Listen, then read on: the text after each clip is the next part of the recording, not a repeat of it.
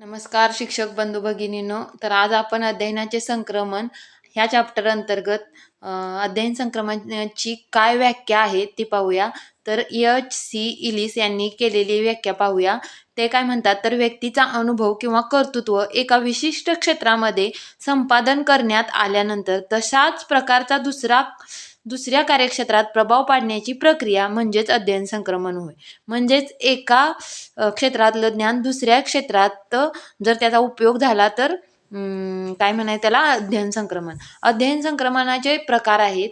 तर बघा, अध्ययन संक्रमणाच्या प्रकारावर प्रश्न विचारला जातो. तर 3 प्रकार आहेत: धन संक्रमण, ऋण संक्रमण आणि शून्य संक्रमण. तर अध्ययन संक्रमणाचा जर अनुकूल परिणाम झाला तर त्याला म्हणायचं काय, धन संक्रमण. अध्ययन संक्रमणाचा जर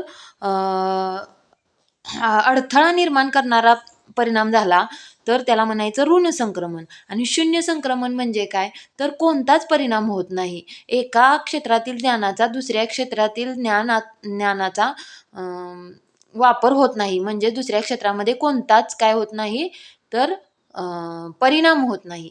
त्याला काय म्हणतात, शून्य संक्रमण. असे अध्ययन संक्रमणाचे 3 प्रकार आहेत. तर तुम्हाला ते MCQ ला विचारले जातात. धन संक्रमण असेल तर अनुकूल परिणाम, अडथळा निर्माण करणारा असेल तर तो ऋण संक्रमण असतं, आणि कोणताच परिणाम होत नसेल तर त्याला काय म्हणतं, शून्य संक्रमण म्हटलं जातं. तर अध्ययन संक्रमणाच्या व्युपपत्तीवर पण प्रश्न विचारला जातो. तर अध्ययन संक्रमणाची शक्तिवादी उपपत्ती ही महत्वाची आहे. बघा, काय आहे शक्तिवादी उपपत्ती, तर मानसिक शक्तींचा स्वतंत्रपणे विकास करता येतो. मानसिक शक्तीचा काय, स्वतंत्रपणे विकास करता येतो हे गृहीत धरल्यामुळे त्या काळात गणित, तर्कशास्त्र, व्याकरण, भाषाशास्त्र, लॅटिन यांसारख्या विषयांना महत्त्व प्राप्त झाले. ही झाली शक्तिवादी उपपत्ती. काय, मानसिक शक्तींचा स्वतंत्रपणे विकास करता येतो आणि मानसिक शक्ती चा विकास करता येतो हे गृहीत धरल्यामुळे त्या काळात कुठले विषय, गणित, तर्कशास्त्र, व्याकरण, भाषाशास्त्र, लॅटिन हे काय झाले, विषयांना महत्त्व प्राप्त झाले. या विषयांना शक्तिवादी उपपत्तीवर काय आक्षेप आहेत, तर अध्ययन संक्रमणावर अनेक शास्त्रज्ञांनी प्रयोग केले. तर आधुनिक मानसशास्त्राचा जनक विल्यम जेम्स याने पहिला प्रयोग केला. हेक्टर ह्युगोच्या सटायर या फ्रेंच काव्यातील 158 ओळी रोज काही वेळ देऊन पाठ केल्या. आणि कवी मिल्टनचे पॅराडाईस लास्ट हे इंग्रजी काव्य पाठ केले. मग एका क्रियेचा सराव केल्याने दुसरी क्रिया काय होते, सोपी होत नाही. काय झाले, हे आक्षेप आहेत. शक्तिवादी उपपत्तीवर काय आहेत, आक्षेप केलेले आहेत. तर अनेक मानसशास्त्रांनी शक्तिवादी उपपत्तीवर प्रयोग केले. नंतर विल्यम जेम्स सुद्धा याने एक प्रयोग केला. आणि सटायडर ह्या फ्रेंच काव्यातील 158 ओळी रोज काही वेळ देऊन पाठ केल्या. रोज. आणि कवी मिल्टनचे पॅराडाईस लास्ट हे इंग्रजी काव्य सुद्धा पाठ केले. अशा पद्धतीने शक्तिवादी उपपत्तीवरील हे आक्षेप आहेत.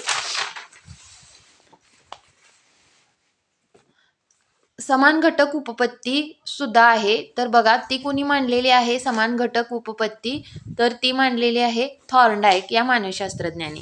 आपल्या प्रयोगाच्या आधारे समान अंश उपपत्ती सुद्धा मांडली. त्याचा सहकारी वुडवर्थ याने त्यात थोडा बदल केला. अंश या शब्दाविषयी घटक हा शब्द सुचवला. म्हणजे समान घटक उपपत्ती कुणाची आहे, तर वुडवर्थ याने. 2 परिस्थितीत विषयातील समानता किंवा तंत्रातील समानता असली की संक्रमण सहजपणे होते. म्हणजे काय, 2 परिस्थितीतील विषयामध्ये समानता किंवा तंत्रामध्ये सुद्धा समानता असली तर संक्रमण सहजपणे होते.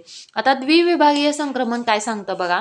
उजव्या हाताला दिलेल्या सरावामुळे प्राप्त झालेले कौशल्य डाव्या हाताला किती प्रमाणात प्राप्त होते हे पाहण्यासाठी डॉक्टर गोपाल स्वामींच्या आरसा आणि चांदणी या उपकरणाच्या आधारे प्रयोग करता येईल.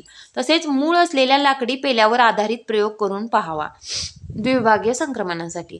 आणि काय सांगितलंय, एका हाताकडून दुसऱ्या हाताकडे तंत्राचे संक्रमण करता आले तर त्या प्रकारच्या संक्रमणास काय म्हणतात, द्विविभागीय संक्रमण असे म्हणतात. ही झाली द्विविभागीय संक्रमणाची पद्धत. सामान्यीकरणाची उपपत्ती काय आहे बघा. सामान्यीकरण ही एक महत्त्वाचा प्रश्न आहे. सामान्यीकरण कुणाची उपपत्ती आहे? C.H. जड यांनी. काय झाले? सामान्यीकरण प्रक्रियेमुळे काय संक्रमण होणे शक्य झालेले आहे. C.H. जड यांनी. बॅगले यांनी एक सामान्यीकरणाची उपपत्ती मांडली. तर त्यांनी काय सांगितले? सामान्यीकरण तर आवश्यक आहेच, पण ते ध्येयनिष्ठ असले पाहिजे, असे काय म्हणतात? बॅगले. तर बॅगले यांची काय आहे? सामान्यीकरण उपपत्ती आहे. C.H. जड यांची सुद्धा सामान्यीकरण उपपत्ती आहे. पण बॅगले म्हणतात की कृती ही कशी असली पाहिजे? सहहेतुक आणि ध्येयनिष्ठ असली पाहिजे, तरच अध्ययन संक्रमणाचं काय होतं? मूल्य वाढतं. तर प्रामाणिकपणे कर्तव्य दक्षता ही तत्वे आपणास मान्य आहेत, पण त्यावर आपली अढळ निष्ठा नाही. तत्वांच्या बाबतीत अढळ निष्ठा असल्याशिवाय संक्रमण होत नाही. म्हणजे काय? तर नाटकात रामाची भूमिका करणारा व्यावहारिक पातळीवर मात्र रावण असतो. अशा पद्धतीनं बॅगले यांनी काय केलेले आहे? सामान्यीकरण उपपत्ती मांडलेली आहे. तर अध्ययन संक्रमणाचं शैक्षणिक महत्त्व काय आहे? तर बघा, तत्वशोधन उपयोजन यावर भर देऊन अध्ययनाची रचना करावी. म्हणजेच काय? तर प्रत्येक विषयाचा काय एकमेकाशी संबंध आहे. गणित विषय, गणित, भूगोल, इतिहास, मराठी, अशा पद्धतीने काय तत्वशोधन व उपयोजन यावर भर देऊन अध्यापनाची रचना करावी. विषय तुटकपणे न शिकवता त्याची एकमेकाशी संबंध प्रस्थापित करावा. म्हणजेच काय? अध्ययन संक्रमण होतं. बौद्धिक कृतीवर संक्रमण अवलंबून असतं आणि उजळणी व चर्चा यावर अधिक भर द्यावा. तर थँक्यू. आज आपण अध्ययन संक्रमणावर काय केलेलं आहे?